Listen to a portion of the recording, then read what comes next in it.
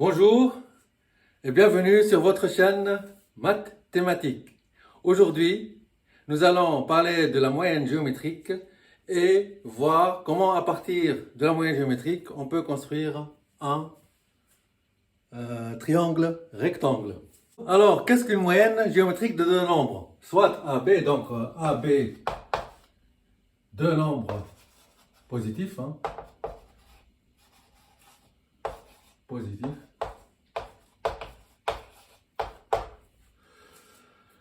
On va les prendre strictement positives. Voilà.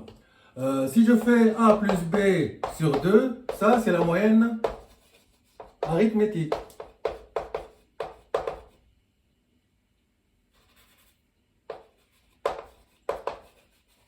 On peut l'appliquer à plusieurs nombres aussi. On fait la somme de tous les nombres, on divise par n. Mais on va s'intéresser à deux nombres.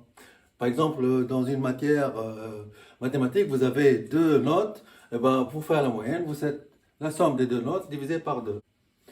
Ça, c'est la moyenne donc arithmétique. Pour la moyenne géométrique, au lieu de diviser par 2, déjà au lieu de prendre la somme, je prends le produit. Et au lieu de diviser par 2, je fais la racine carrée, c'est-à-dire puissance 1 demi. Au lieu de diviser par 2, je fais puissance 1 demi. Ou alors la racine, c'est-à-dire racine de AB. Voilà. Et ça vous donne un nombre. Ce nombre-là, je l'appelle C, donc C est égal moyenne géométrique. Ici, on va dire que ça donne M égale la moyenne. M est égal A plus B sur 2. C'est la note moyenne. Et ici, donc, on va l'appeler C. C, racine de AB, c'est une moyenne géométrique. Alors, pourquoi je vous parle de ça? Parce que si on connaît C, on connaît cette formule-là, on sait que C, par exemple, est la moyenne géométrique. Si on veut représenter ça graphiquement, faire de la géométrie avec, puisque ça s'appelle géométrique, donc on fait de la géométrie. Voilà. Déjà la géométrie parce qu'il y a le produit. Donc on va considérer A ici, on considère B, et ça, donc la distance là, c'est A plus B. Ok. Et puisque C, on a dit la moyenne géométrique de AB, c'est-à-dire est égale racine de AB, je vais la prendre sur la perpendiculaire qui coupe ici. Donc je prends C ici.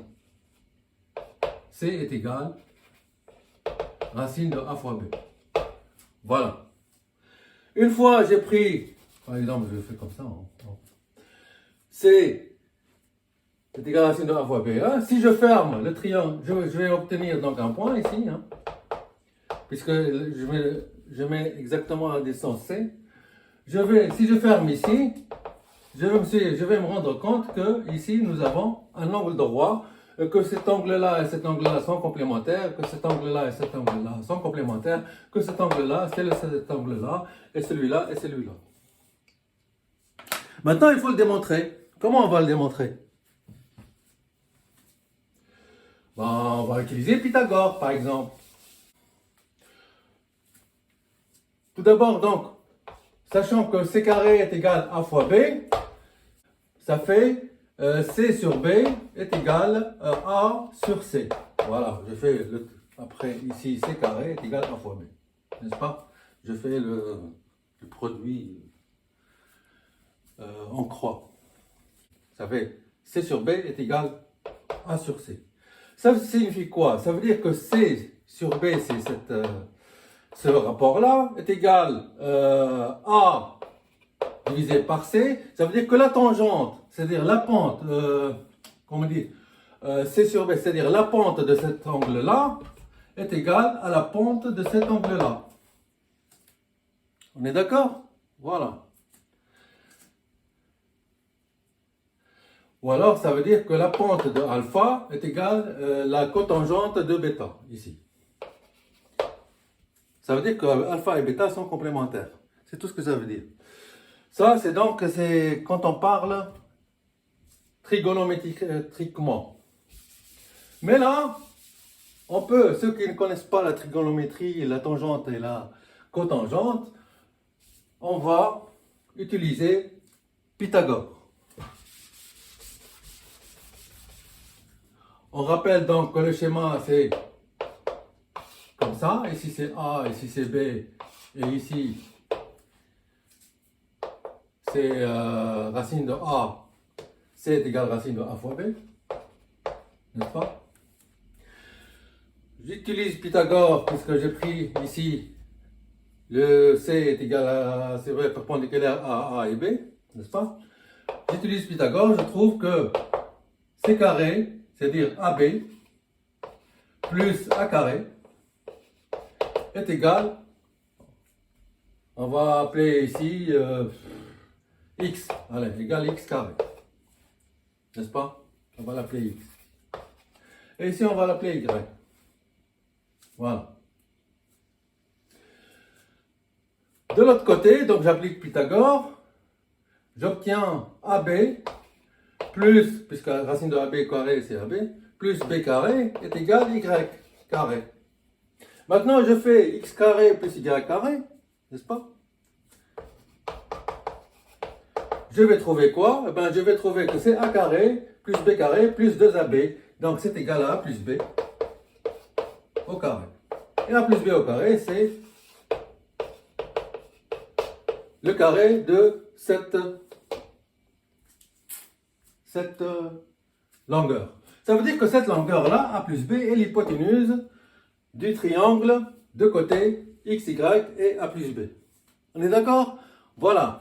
En partant donc d'une moyenne géométrique, C carré est égal à B, on a ici un triangle rectangle. Réciproquement, c'est vrai. Donc, réciproquement, si on prend un triangle rectangle, comme ça, hop, avec une hauteur ici, que je vais appeler C, n'est-ce pas?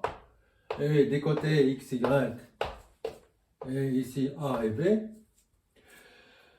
eh bien, puisque le triangle là est semblable au grand, celui-là est semblable au grand, ça veut dire que l'angle là et l'angle là c'est le même, et l'angle là est égal à l'angle là. On est d'accord? Dans ce cas-là, le x sur y est égal, donc x sur y est égal à c sur b. C'est égal aussi à sur c. Ce qui nous fait c carré est égal à fois b. Donc, lorsque on part de la moyenne géométrique, on aboutit à un angle droit ici, c'est-à-dire un triangle rectangle. Et lorsqu'on part d'un triangle rectangle, cette distance-là, la hauteur, la longueur de la hauteur, qui est C là, eh ben, elle, c'est une moyenne géométrique, c'est-à-dire C carré est égal à fois B. Voilà. J'espère que c'est clair. C'est en rapport avec les relations métriques du triangle rectangle. Si vous voulez, je vous fais une vidéo pour les relations métriques.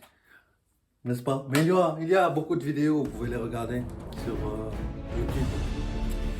Voilà, c'est fini pour aujourd'hui. À la prochaine, je vous dirai à quoi ça sert de connaître ça. Est-ce que, la prochaine fois, je vous dirai, est-ce que quelque part dans l'Antiquité, on connaissait tout ce travail-là? Ben oui, on le connaissait. Au revoir et à bientôt. Les Égyptiens, ils sont forts. Les Mésopotamiens aussi. Allez, au revoir, à bientôt. C'était là, ça qu'il fallait retenir. C'est la moyenne géométrique. Ciao. Yes, it was. Hop là.